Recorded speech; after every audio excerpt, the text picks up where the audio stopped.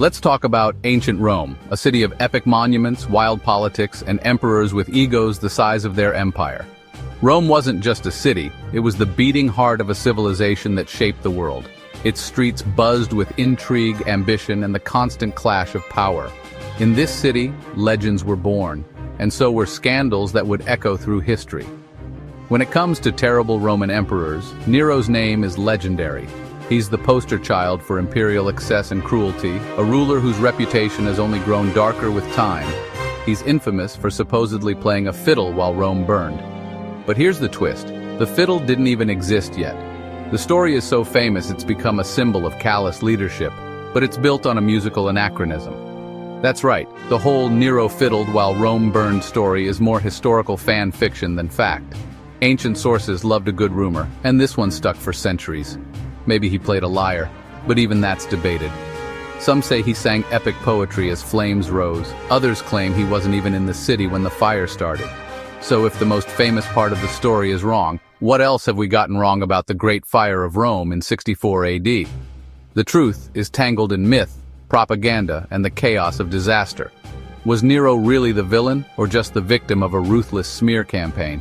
His enemies were powerful, and history is often written by the victors. This was a city-destroying catastrophe that needed a scapegoat.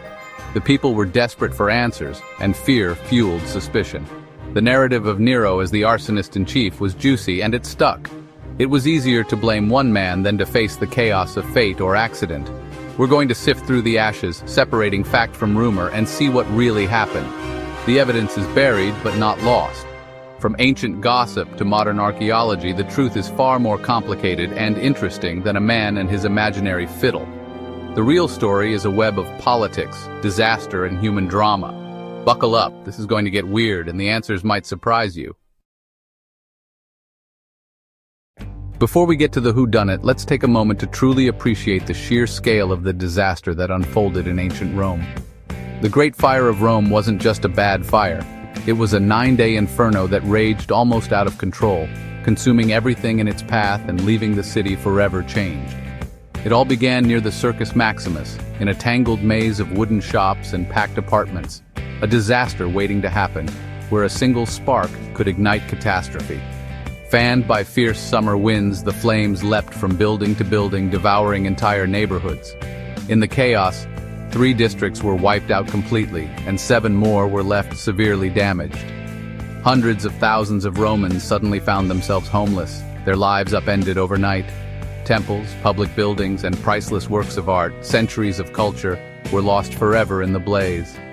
The city was plunged into chaos. Thick smoke choked the air, refugees flooded the streets, and despair was everywhere you looked. The sense of panic was overwhelming.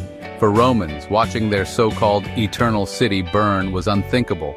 It was a psychological blow as much as a physical one, shaking their faith in the city's destiny. When disaster on this scale strikes, people demand answers and someone to blame. Rumors and suspicions spread like wildfire. The destruction was so complete, so total, that many Romans simply refused to believe it could have been an accident. Theories began to swirl. Whispers of sabotage and conspiracy echoed through the city's shadowy alleyways as suspicion and fear took hold. The search for a culprit began almost immediately, and suspicion quickly turned to the man at the very top of Roman society. Emperor Nero's reputation for extravagance and controversy made him an easy target for blame, whether fairly or not. The fire's unimaginable scale demanded a villain, and the emperor, already unpopular with many, fit the bill perfectly. The stage was set for one of history's most enduring legends. But was the story that followed really true, or just a myth born from the ashes? So how did the fire start? The boring answer, probably by accident. Rome in 64 AD was a fire hazard. Wooden buildings, open flames, crowded streets. The fire began in a shop near the Circus Maximus, likely sparked by something as mundane as an oil lamp or cooking fire. Once it started, strong winds and dense construction turned it into an unstoppable blaze. Rome had a fire brigade, the Vigiles, but they were no match for a citywide inferno.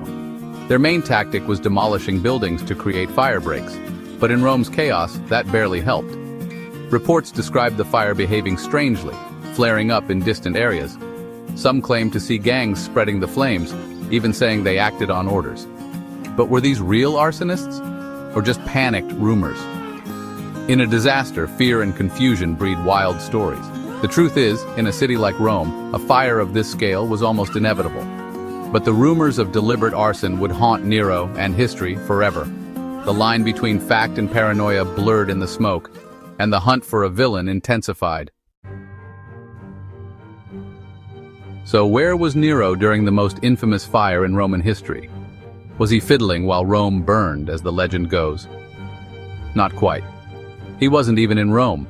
He was relaxing at his luxurious villa in Antium, about 35 miles away on the coast, far from the chaos engulfing the city. When frantic messengers brought him the news, Nero didn't hesitate. He rushed back to the capital and, surprisingly, actually did some good. He organized relief efforts, opened up his private gardens to desperate refugees, and arranged for food supplies to be brought in for the hungry. For a moment, he looked like a real leader. Crisis management, right? But there was a problem. Nero had a massive image problem that no amount of bread or open gardens could fix. The Roman elite saw him as a decadent performer, obsessed with music and theater, not a serious ruler. To them, he was more interested in applause than in governing. When the fire finally cleared, it had devastated huge swaths of the city, leaving thousands homeless and much of Rome in ruins. Nero then made a fatal PR mistake that would haunt him forever. He seized the opportunity to build himself a lavish new palace, the Domus Aurea, right on top of the ruins. It was outrageously extravagant. A giant golden statue, an artificial lake, and even rotating dining rooms for his banquets. To the suffering people of Rome, it looked like Nero had burned the city just to clear space for his own personal playground. The optics were catastrophic, and public anger exploded. Even if he hadn't started the fire, it didn't matter. Perception was everything. By building his palace on the ashes of Rome, Nero made it look like he was the only one to benefit from the disaster. His enemies in the Senate and among the elite seized on this, fueling rumors, resentment, and conspiracy theories that would never die. In the end, Nero's actions after the fire did more damage to his reputation than the fire itself ever could. The people's outrage was immortalized in graffiti and whispered in the forums. Sometimes it's not what you do, it's how it looks. And in politics, appearances can be fatal. For Nero, it looked very, very bad. His legacy was sealed not by his actions, but by the story people chose to believe. And so, the legend of Nero the arsonist was born, a myth that would outlast the ashes of Rome itself. As if things weren't wild enough, another rumor surfaced. Nero's own mother, Agrippina, was behind the fire. She was a political mastermind, ambitious, ruthless, and once the power behind Nero's throne. Their relationship soured, and Nero had her killed 5 years before the fire. Some whispered that her loyalists, seeking revenge, set the city ablaze to haunt Nero's reign. There's zero evidence for this, just pure paranoia and political intrigue. But the rumor shows how toxic Nero's court had become. In Rome, conspiracy theories thrived, and enemies would use any story to undermine the emperor. The Agrippina rumor was just another weapon in the arsenal against Nero. In the end, it was all about power, and who could twist the narrative best. With the city in ruins and suspicion everywhere, Nero needed a scapegoat. Enter the Christians, a tiny, misunderstood sect already distrusted by Romans. They refused to worship Roman gods, were accused of bizarre rituals, and had no power to defend themselves. Nero declared they'd confessed to starting the fire, likely under torture. What followed was a wave of brutal persecution, Christians torn apart by dogs, crucified, or burned alive as human torches. This was meant to satisfy public anger and shift blame from Nero. But the cruelty backfired. People began to pity the Christians, seeing them as victims of Nero's brutality. Instead of saving his reputation, Nero only deepened his image as a sadistic tyrant. The scapegoat strategy failed spectacularly. The legend of Nero's cruelty grew, and so did the myth of his guilt. Sometimes trying to dodge blame only makes you look guiltier, and for Nero, the damage was done. Our main sources for the fire are Tacitus and Suetonius. Think of them as ancient Rome's top reporters, but with serious biases. Tacitus, writing decades later, presents rumors but stops short of outright blaming Nero. He credits Nero for relief efforts, even as he despises him. Suetonius, on the other hand, is all about scandal. He claims Nero started the fire to clear ugly old buildings and watched while singing in costume. Later writers like Cassius Dio made the story even more dramatic, putting Nero on the roof, lyre in hand as Rome burned. The further from the event, the wilder the stories became. It's a classic game of historical telephone. The legend grows, the facts fade, the truth gets buried under layers of rumor and propaganda. What started as suspicion became fact in later retellings. The myth of Nero the arsonist was too good to let go, and so it stuck. So what does modern science say? Archaeology and historical analysis point to accident, not conspiracy. The fire started in a commercial district far from where Nero later built his palace. If he wanted to clear land, he picked the worst possible spot to start a fire. Burn patterns match wind and building materials, not coordinated arson. Reports of men spreading flames could be looters or firefighters misinterpreted in chaos. The story of Nero as arsonist was pushed by later dynasties to make themselves look better. Most historians now agree Nero was a terrible emperor, but not the arsonist. The real culprit? A city built to burn. The legend was political propaganda that outlived the facts.